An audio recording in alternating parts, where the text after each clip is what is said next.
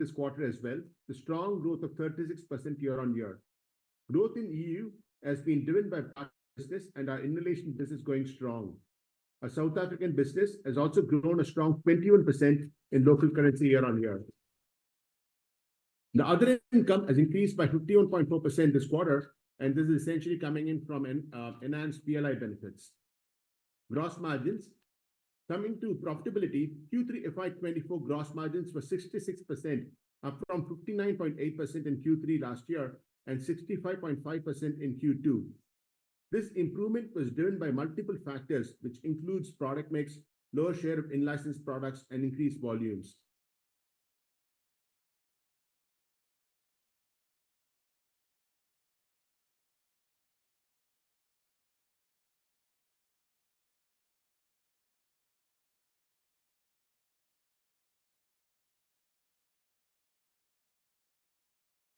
Came in at 1,560 crores, which translates to approximately 30.7% of sales as compared to 31.5% in Q3 last year. On an absolute basis, costs have remained flat quarter on quarter. Whilst there has been a marginal reduction in the R&D expenses on account of facing the higher volume demand led to higher manufacturing costs over there this quarter. R&D is 357 crores, which is about 7% of the sales in Q3FY24 as compared to 290 crores at 6.8% in Q3FY23. For the full year, however, we expect it to be in the region of 1,500 to 1,550 crores.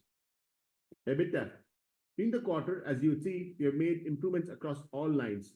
Our gross margins are higher. There has been an increase in the operating income, and the higher sales ensured higher operating leverage as well. Subsequently, this has resulted in driving the EBITDA margins considerably higher. Excluding forex and other income, EBITDA was 1,022 crores, up by 98% year-on-year.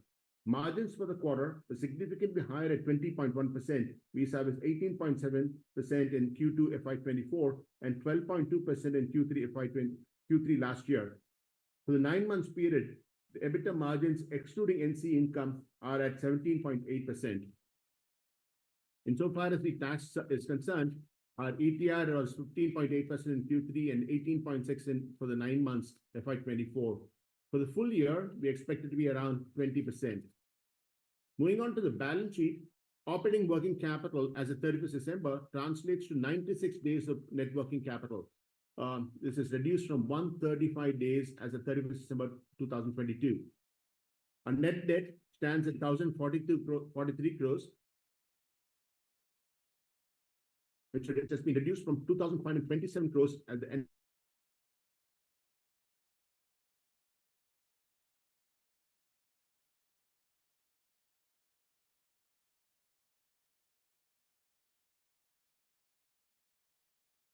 Our DJSI index scores have been reassessed pretty recently, resulting in an overall score of 69 for Lupin in the S&P ESG Assessment 2023. This increase from our initial communication underlines a continued effort to excel in sustainable performance, positioning us above the global average. Our latest carbon disclosure project scores are in, and they speak volumes about the progress we have made in our sustainability journey. For the last 2 years, our diligent efforts and collective commitment have elevated our climate change disclosure from C to B in the carbon disclosure project. This surpasses both the Asia regional average and the biotech pharma sector average, reflecting steady determination to mitigate climate risk and embrace sustainable practice across all our operations. With this, may I open the floor for discussions? Thank you very much, sir, for the update. We will now begin the question and answer session. Please raise your hands from the participant tab on the screen to ask questions. We will wait for 30 seconds for the queue to assemble. Thank you.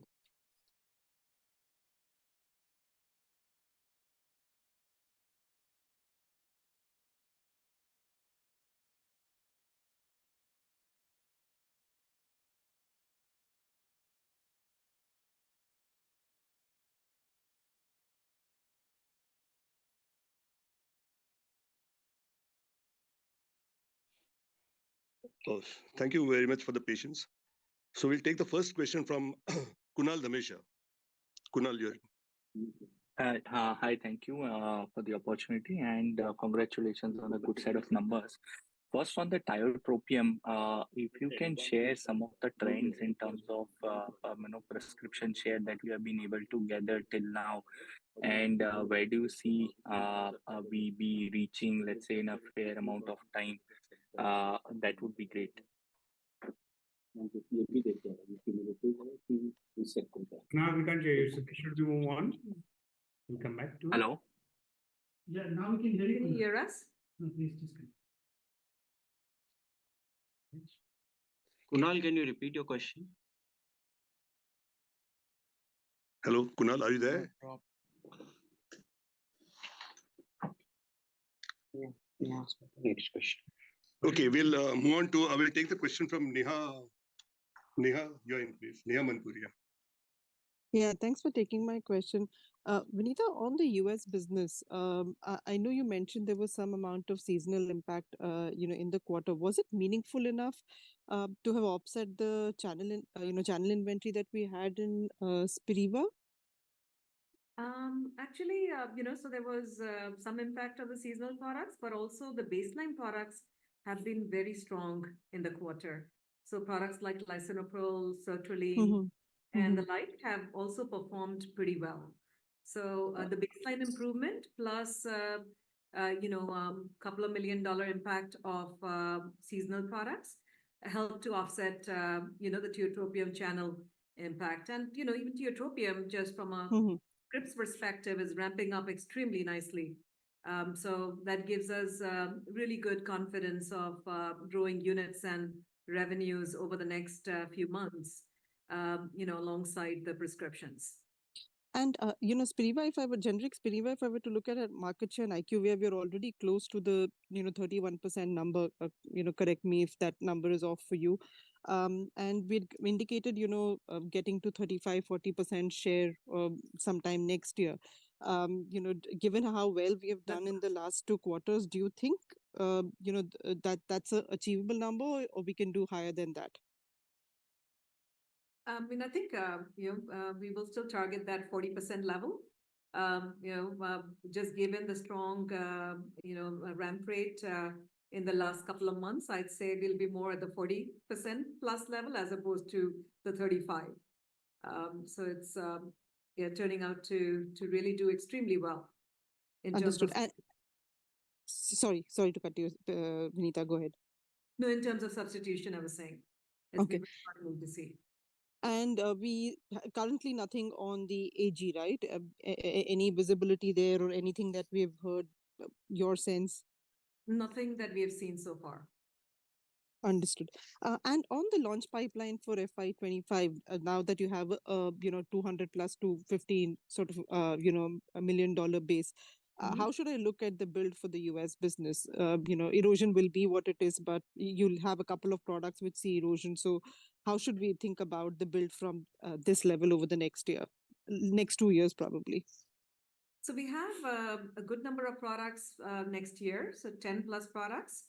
Good 6 injectables, with a couple of meaningful products like glucagon, fosphenytoin that we intend to launch. And then on the ophthalmic front, we have some really good launches for Lenza, which is going to ramp up, as well as, we have loteprednol and a couple of other ophthalmic products, around 4 or 5 ophthalmic products. And then potentially a couple of oral solid upsides, depending on patent litigation outcome. Mirabegron, Slind, 2 material opportunities that we should get good amount of clarity, about in the next couple of months. But even without that, I would say that given the tiotropium ramp up, plus these new product launches, plus, they will more than offset some of the erosion that we're likely to see in the oral solids, and including erosion in products like Suprep. So we very much expect the business to grow in the next year, to maybe a single-digit growth rate. And if we get some of these patent litigation products out successfully, hopefully double-digit. And then as we look at the year next, we have significant products there with, tolvaptan as a material product launch early in fiscal year 26. The other injectable products, liraglutide, as well as others that come to market. So, no, very confident of double-digit growth into fiscal year 26. Hopefully, we can get from single-digit to double-digit also in fiscal year 25. Got it. Thanks so much, Vinita. Thank you. Thanks, Neha. We'll take the next question from Amey Chalke. Amey, are you there? Amey? Hello, thank you so much for taking my question. The first question I have is on Spiriva. If we can give some clarity on the Alvogen filing and possible launch, is it really a near-term launch as per your expectation, or you think that it would be post FY27? And the second question I have is on Dulera. If you can give us clarity on the CRL which we had received and possible launch for that product as well. Thank you so much. Yeah, so we definitely feel on Spiriva that we're in a very strong position from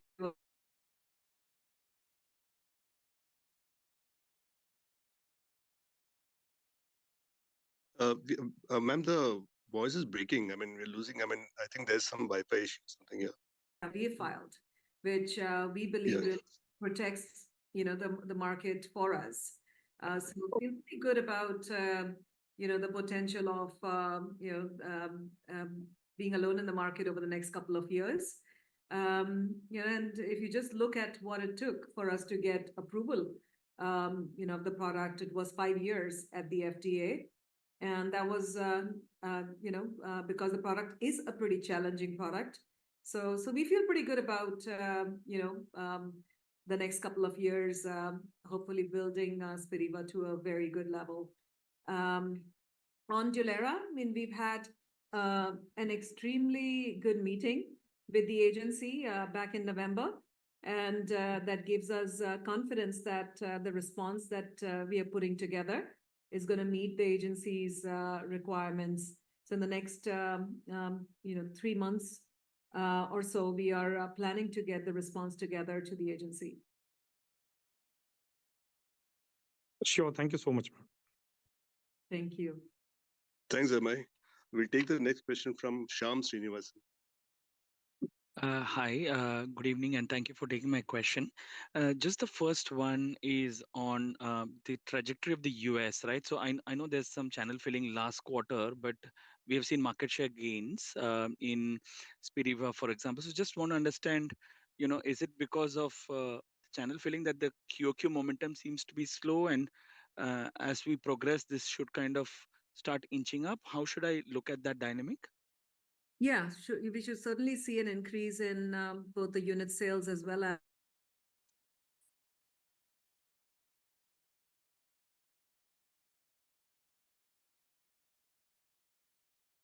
Hello, sorry, I think the audio keeps going away. Operator, maybe. Can you hear us?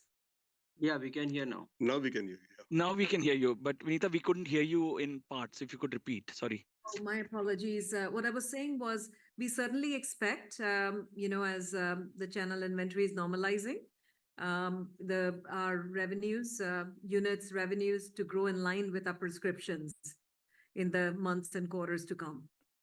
Yeah, and again, sorry about this, but the opening remarks, again, when you give the guidance for the new base, if you could again repeat that. I'm sorry, but it's parts of your conversation just went away. Sorry. Can you just give us, we'll just pause for two minutes just to. Yeah, sure. I'll be here. Yeah. Switch on. You want to switch your audio? Please.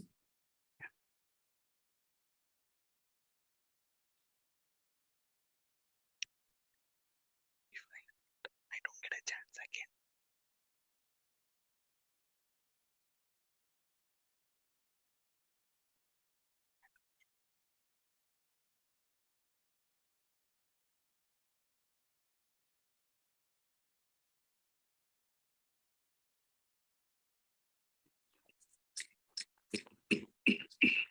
Just switch it off.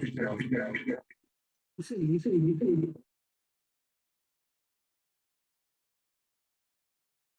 Is this any better? Vinita, I can hear you. This is Sham. Yeah. Okay, so this is good. Yeah, this seems better. Operator, maybe you can confirm. Sorry. Okay, apologies. We didn't know that you could hear us. What I mentioned was that, having now delivered 2 consecutive quarters of $200 million plus, we are confident of continuing to deliver, at that 200 million plus mark in the quarters to come. And I also said that in the next year, we should grow our US business, single digit percentage, but hopefully more if we have a couple of the key litigation products, pan out. So, and then Yeah. that's what we had guided. Got it. Got it. Thank you. There's a few clarifications. In the presentation talks about you have maintained share on the base business. So have we seen, any levels of price erosion that you can guide on the oral solid side of things? It's been a very low single digit price erosion on the oral solids for in the quarter for us, offset by volume growth. And Vinita, this prognosis for the future, like 2024, let's assume calendar year, any dynamics around a supply chain or buyer groups, is it changing, even shortages? Yes, so drug shortages have been really strong over the last couple of months and quarters, and that continues to be the theme as so that has really helped normalize price erosion to the low single digit level. Again, we expect that in the oral solids, we'll probably see a little more in term price erosion versus areas like inhalation and injectables. Got it. Helpful. Just my second part of the question is on the India business. We have now done better, right? And I remember our guidance earlier was for like in 2025, but looks like Q3 we have done better. So is this a one-off, or do you think some of the declines that have come because of the in-license portfolio is behind us? So just some path around even the near-term India growth and maybe a reiteration of the like a fiscal 25 or beyond, what the growth levels could be. Sure. I think so. Q3 has been a bit of a catch up, but if you really see on a 9-month basis, we're staying within that 20 to 30% ahead of market growth, which we would expect to continue. That's what I see for the foreseeable future, and it's driven by our key therapy areas. Obviously, we grow faster in some. So respiratory, for example, we're growing at anywhere from 2 to 3 times the market growth rate. But in diabetes, where we had the in-license portfolio, we're still growing at a single-digit kind of number, although we're growing a bit ahead of the market now. But I think short answer will stay at the 20-30% ahead of the market growth rate. We do expect the market to stay at high single digits. So hopefully we'll keep this at double-digit growth rate for the future. And Nilesh, anything in terms of our distribution? Are we now field force? If you could just refresh some of the numbers around our distribution, and is there any plans to increase it? Thank you. Sure. So I think the entire India region team is close to 10,000 people now, about 8,000 plus in the field itself. About 32 divisions at this point of time. We launched 6 or 7 divisions in the last 9 months. And we will launch a couple more divisions in the next 2 quarters. But I think we're pretty well set now. I think the part which I'm really excited with is our extra urban division that we've launched last. That's where we'll be adding sales force in the months to come. I think the idea is to make bigger brands. We're doing that in respiratory, we're doing that in cardiovascular and diabetes as well. But there's also this opportunity to focus on extra urban. So, we are doubling down on India. The new product line pipeline is also shaping up very nicely for India. So, we had 21 launches in the last 9 months.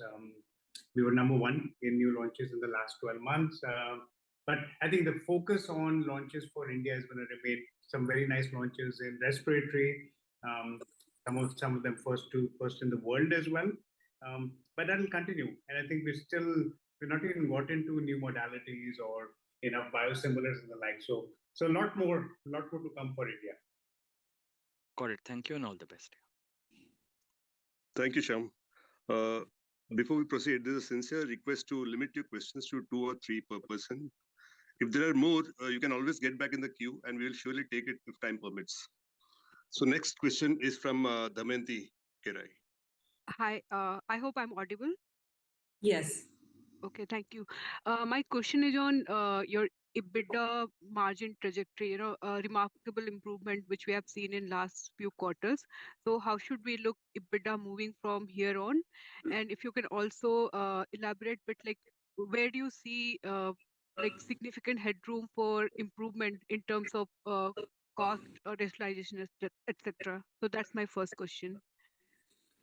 From my perspective, the pivoting to complex complex generics has really helped, and it's fairly sticky, as you would recognize in America and in Europe and the like. And there has been secular growth in other markets as well. But they would also recognize that while there's a lot of room for optimism, there are certain dark clouds on the horizon also in terms of the Red Sea, disturbances, air freight going up and the like as well. So several moving parts.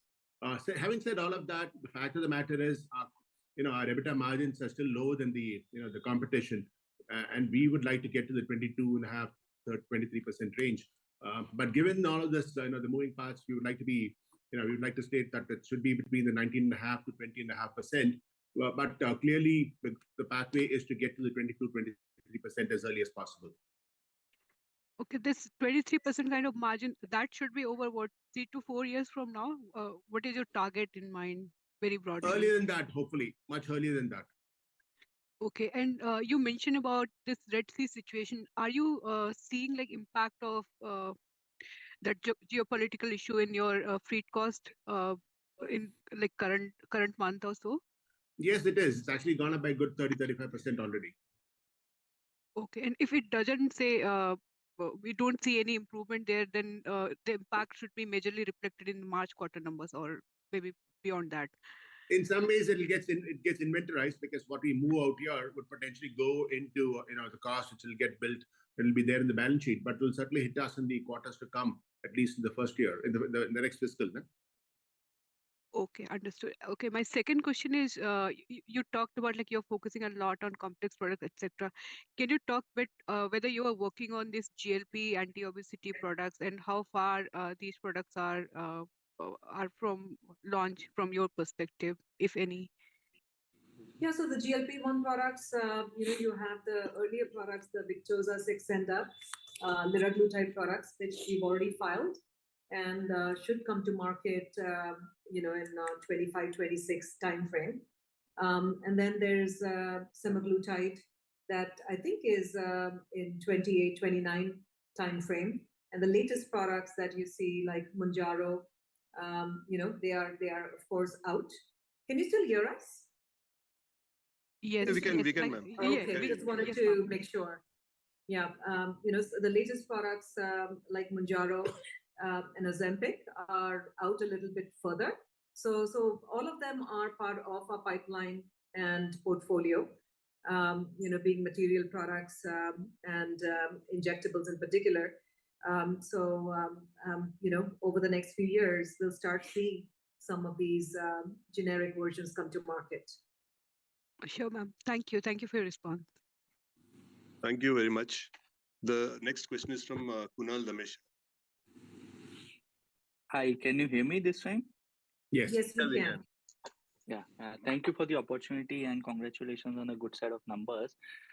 First one is on the India business. While you have given good clarity on the in-license portfolio, which is currently at around 10% of revenue, let's say in the next couple of years, do we see any part of this portfolio having again losing patent expiries or any issues? And if yes, what proportion of this 10% is at risk? Yeah. So by the end of FY25, we see a couple more products going off patent. We'll still grow they're in the diabetes space. We'll still grow, but we will see that coming off. But we're down to this 10-11%.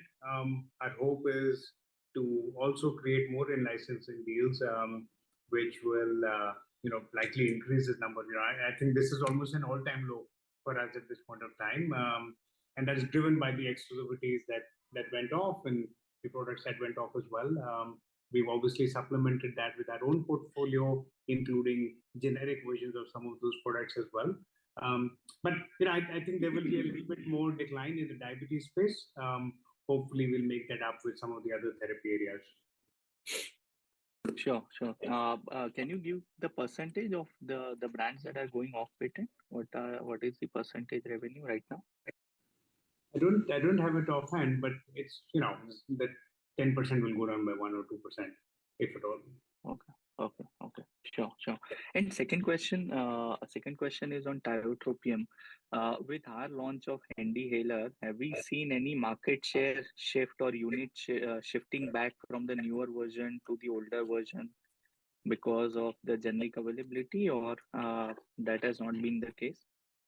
No, so it's too early to tell, because it's just really been a few months after the launch in August. But I'd say that the share is kind of stabilized, of HandiHaler with the brand as well as our product at that 40-45% level, and Respimat at that 60% level. Sure. And what would be our gross debt currently? Gross debt. Well, the net debt is 1,000 odd crores. So essentially, gross debt really doesn't matter so much. Okay. And when you said the 20 to 23% EBITDA margin, if everything goes well, does that bake in the some of the litigation product that we talked about? Well, so essentially it will come in the MTP period anyway, if not next year itself. Your first question on the gross debt, it's 2,600 crores. 22,600 crores. 2,600 crores, I said. 2,600 or 2,600. Okay. Yeah. And then on the EBITDA margin, this 22-23% assumes some of those litigated products. How should we think about it? Yeah, it includes a pipeline that includes the products that are date certain launch as well as litigation. I think in general, like Vinita said, I think on from generics to get that single digit or double digit growth rate, markets like India growing at either high single digit or double digit numbers. So there's going to be this growth momentum, and then there's obviously operational efficiencies and operating leverage that we would expect all of this to together contribute to the number that Ramesh talked about. Sure. On the cost front, there's never going to be a switch on, switch off situations. So essentially, for example, if you're talking about addressing idle time, looking at, in fact, things like footprint and all of that, it takes time, right? So that's the reason why we're giving us this latitude. So I think at some point we had this 500 crore cost reduction plan, right? If I remember it correctly. So if you can provide, if there is any update, some part we have achieved and what more can be done. We have achieved quite a bit on that, so, but obviously it gets camouflaged in terms of, rising wherever we invest ahead of the curve, as in the case of, sales and promotion expenses across various parts and the like.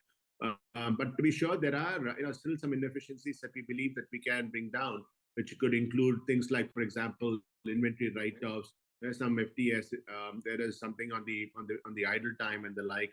We're still air freighting some products and so on. It really is based on demand. So from that perspective, we would like to cut all of that. It's always going to be an approaching target in that sense. Sure. Thank you, and all the best. We're hearing some disturbance on the line. Can you hear us? Yeah, we can hear you, ma'am. It is, I think it's the background which Kunal was speaking. Okay. Yeah, thank you. So thanks, Kunal. We'll take the next question from Bino Padiparambil. Hi, can you hear me? Yes. Bino. Okay. Good morning and good evening. A couple of questions on products. Vinita, do you still expect pegfilgrastim to come in FY25? Yes. Pegfilgrastim. We have a CRL that we have just received that we are planning to respond to in the next 3 months. So we should get approved in either the end of FY25 or just after. right. Okay, understood. Second, on your glucagon product, could you give an idea of the addressable market and what's the competitive scenario like? I know that it is a high value, low competition market. I don't have the exact competitive landscape there, but maybe we can take that offline. Ramesh can connect with you offline. Yeah. There we know. Sure, that would be great. And recently you had this approval of dronedarone. Is that going to be significant, and what are the timelines like? Dronedarone also, we will maybe get back to you. I mean, when we look at the next 2 years, I mean, the major products for us, as I mentioned, are injectables that we've already filed, that we are well on our way for approvals.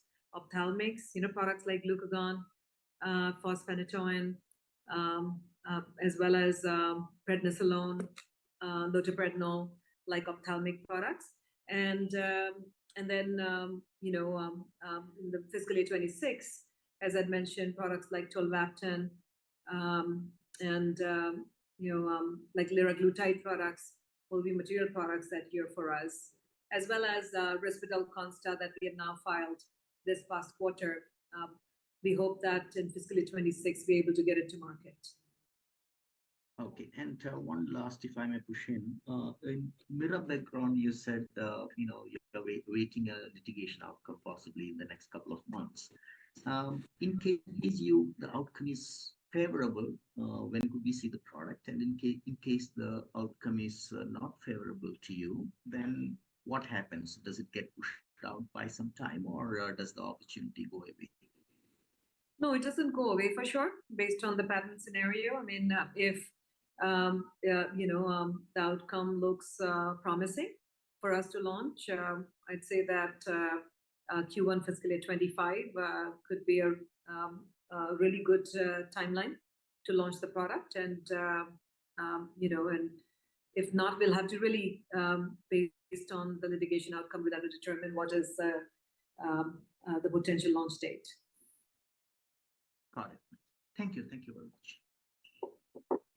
Thanks, Bino. We'll take the next question from Surya Patra. Yeah, thank you. Thanks for this opportunity, and congrats on the great set of numbers, ma'am. My first question is this inhalation portfolio. You for the US business. Yeah, tell me. Can you hear me? Hello. Yes, we can, we can hear you. We can hear you. There's some background noise sound though, someone in the background. So do you want to join again, maybe? Surya, you want to join back again after some time? You can start with Krishnendu. Yeah. We'll take the next question from Krishnendu Saha. Yeah, hi. Thanks for taking my question. Can you hear me? Yes, we can. Yes. Yeah, just quickly, last time respiratory as a percentage of revenue was around 45%. This time, I heard Ramesh speak about 40%, though the absolute number is $212 million. So just wondering what happened out there, like nothing major, but just want to get a directional feeling. Yeah. So we couldn't, part of your question was muffled. Yeah, last time when in the last quarter, we spoke about respiratory being 45% of the US revenue. Now we speak about being 40%. So I was just wondering what the difference could be. Is it because of Brovana's fallen off the cliff, or still we have a large share of Brovana? That's the first question. Second question is we have a large tentative approval for Xarelto, the blood thinner, I suppose. It's a tentative approval. So is there anything much to it? It's according to the press release, it's $8.3 billion market. So is there anything to read into that?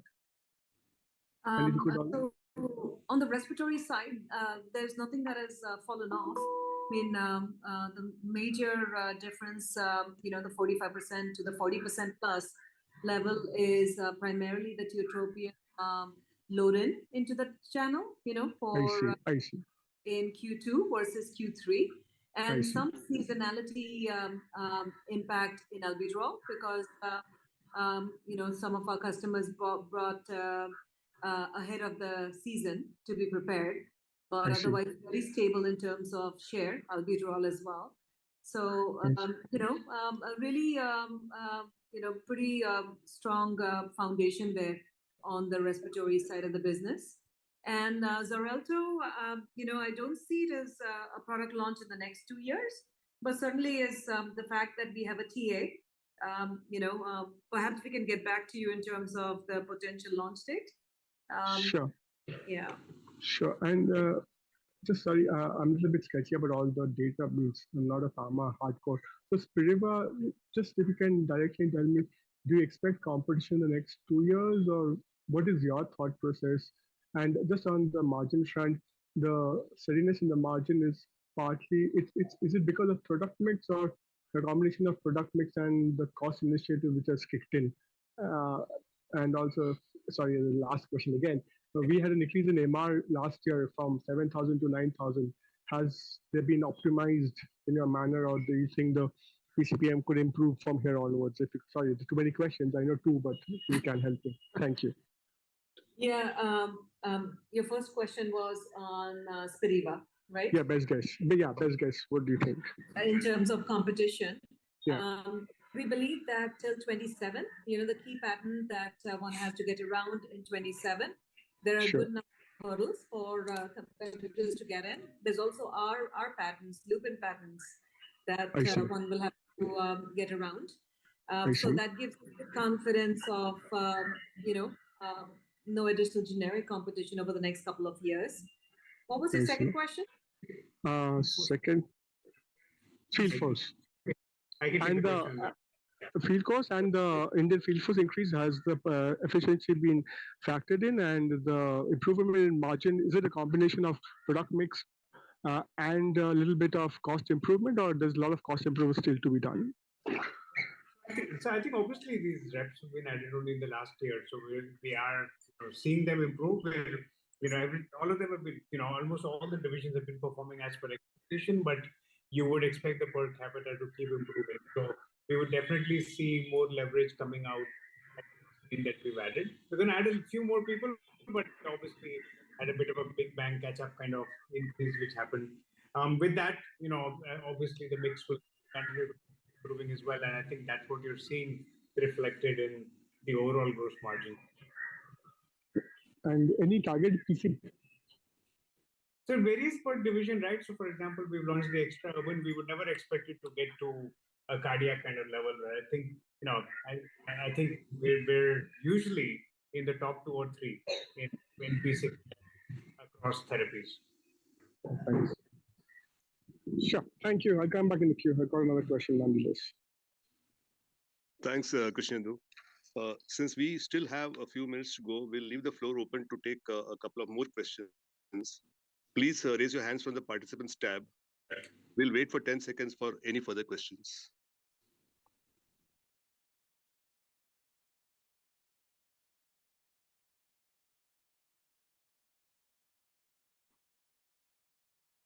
Okay, the next question is from Harit. Hi, hope I'm audible. Thanks for the opportunity. So I'm trying to understand our inhaler pipeline beyond Spiriva and Dulera.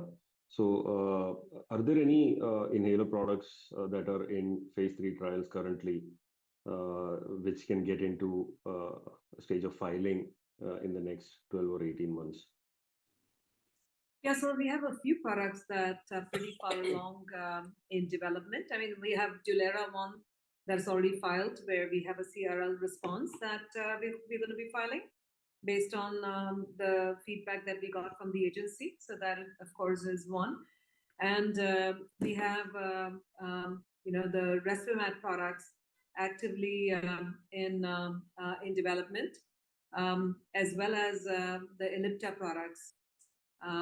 Pretty far along, and they are in the next 12 months, at least one, if not two, of the products on the two platforms, we should be taking exhibit batches, potentially filing. Okay. Vinita, this product, Soapenex HFA, which we had acquired from Synovion Yeah. over 12 months back, how's the ramp up been for that product? When we acquired, the RX was not very material. How does it look now? It's actually grown. It was a very stable product, and it has grown without any promotional effort over the last 12 months. So at this point in time, we are actually looking at potential avenues to put some effort behind it to grow it even more. So it's been very nice addition to our portfolio. And in terms of generic competition there, what is our expectation?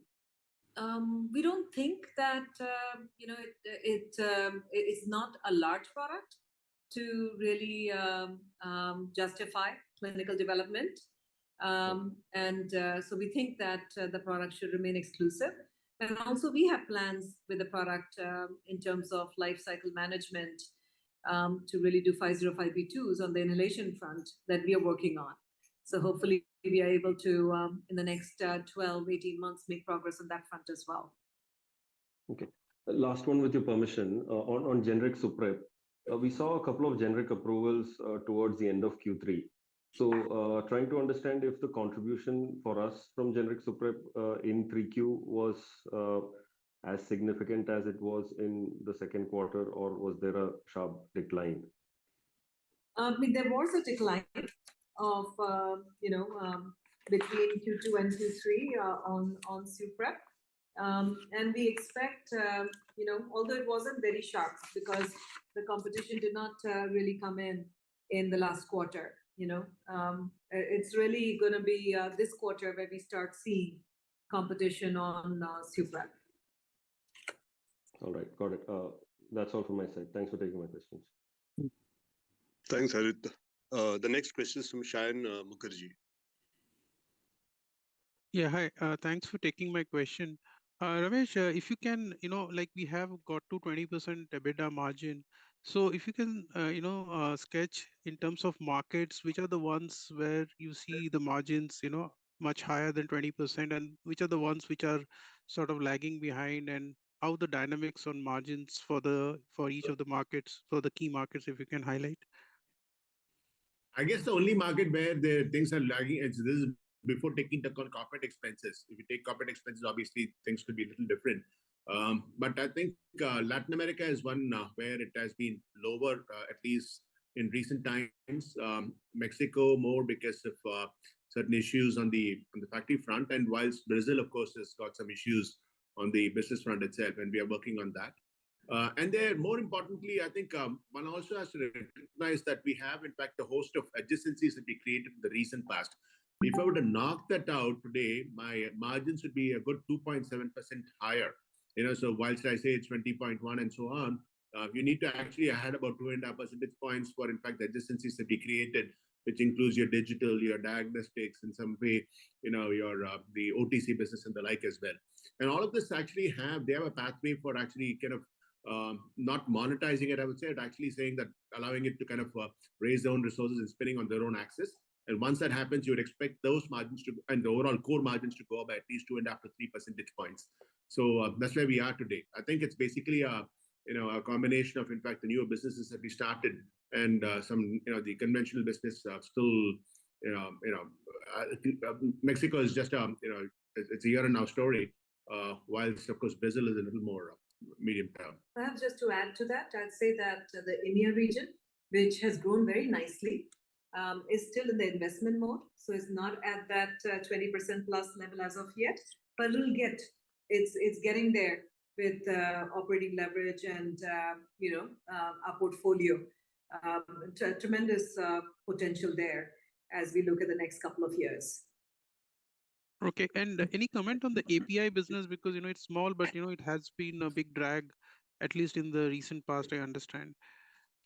Yeah, so yeah, we were almost flat in the quarter, right? So slight decline. And so I think there's products which have scaled up nicely, and others which are still continuing to be challenging. I think the Pen-G situation continues to have some challenges, and therefore products like Cephalexin and Cephalox will remain impacted. Products like Ethambutol remain impacted as well.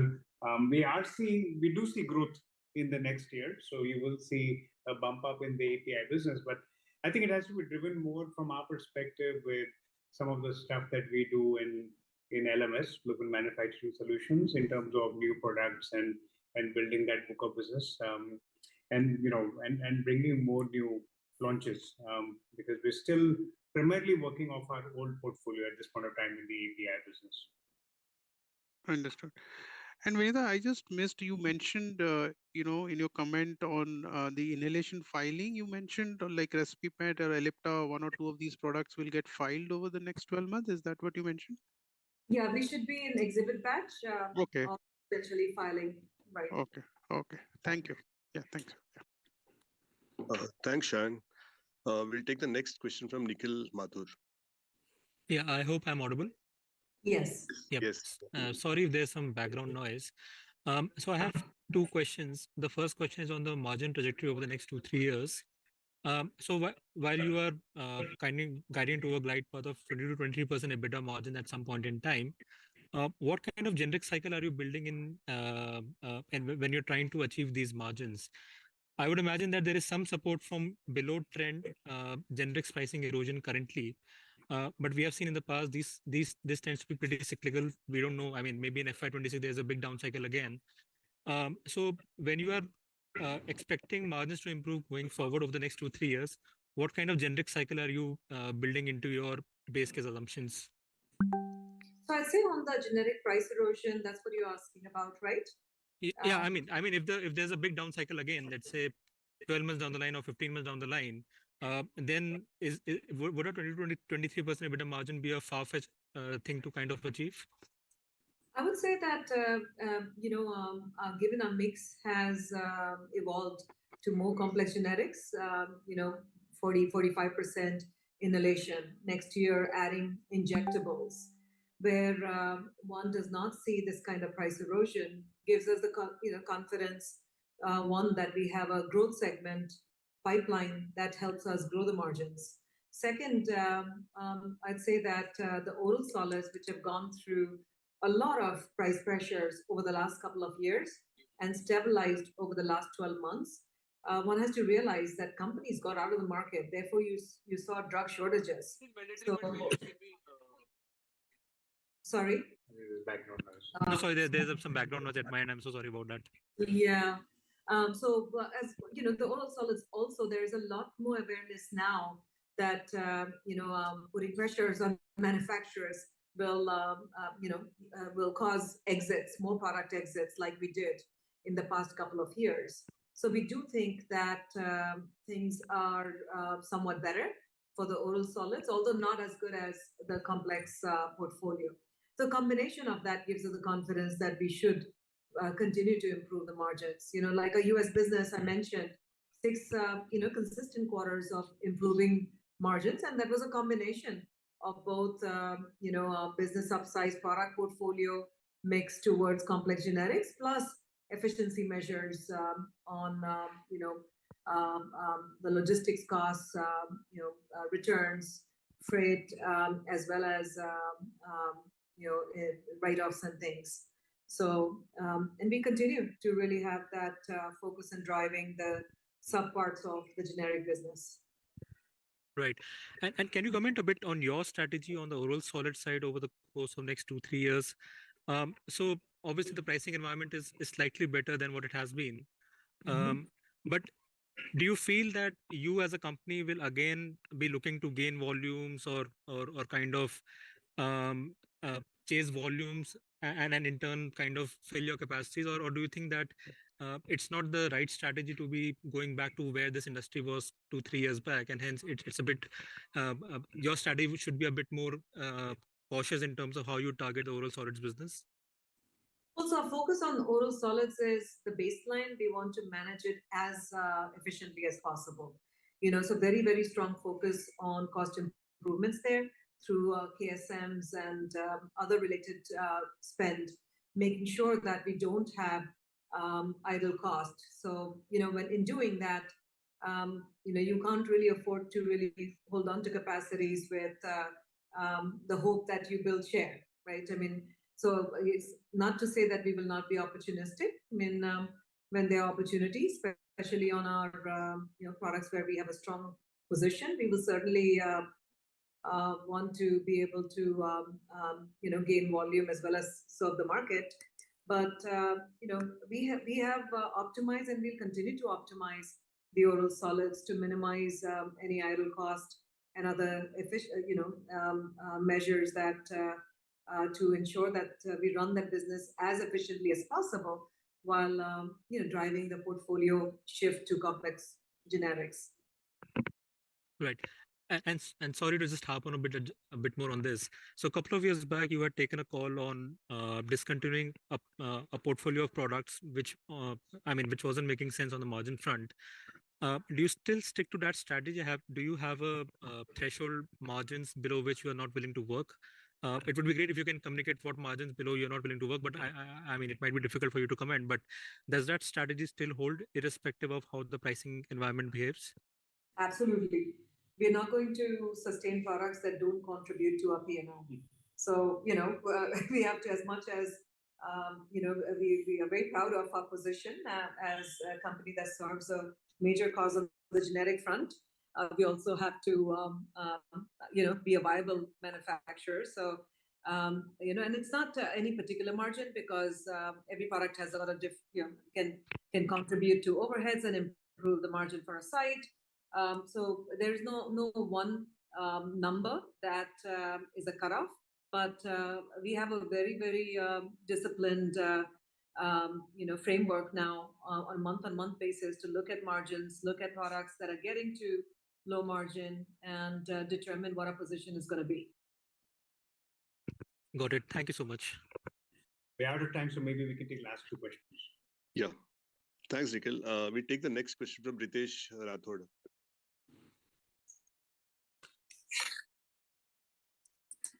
Ritesh, are you there? Yeah, can you hear me? Yeah, we can. Thank you. Given the strong free cash flow generation, and we are on a quarterly EBITDA run rate of 1,000 crores, we would be net cash in couple of quarters. Where do we deploy? We plan to deploy our free cash, which would be generating next 2 to 3 years. Would it be any particular area, or would you like to give it back to shareholders? And do we have any formal payout policy? So we do have so our dividend policy is not going to be very different from the past because we believe that there are a lot of opportunities in our space to actually invest.